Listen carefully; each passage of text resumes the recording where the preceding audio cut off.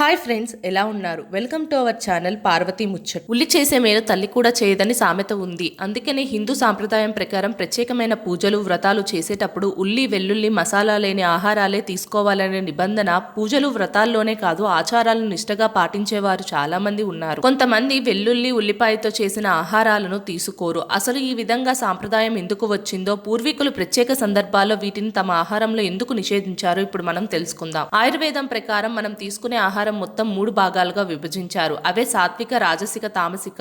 ఇవి ఒక్కొక్క గుణం పెంచడం తగ్గించడం చేస్తాయి. ఉల్లి వెల్లుల్లి మాంసాహారం, మసాలా దినుసులు, ఇంకా కొన్ని మొక్కలు రాజసికత్వాన్ని చెందినవి. వీటిని తీసుకోవడం వల్ల కోపం, ఏకాగ్రత లోపం కలుగుతాయి. నిష్టగా ఉండే వారి మనసును ఇవి మళ్లిస్తాయట. అందుకే ప్రత్యేక సందర్భాల్లో, ముఖ్యంగా ఎక్కువసేపు ఏకాగ్రతతో చేయవలసిన పూజలు వ్రతాల్లో ఆహారంలోని వీటిని నిషేధించారు. ఉల్లి వెల్లుల్లి పెరిగే ప్రదేశం శుచి శుభ్రత లేకుండా ఉంటాయని, అందుకే వాటికి దూరంగా ఉంటారు.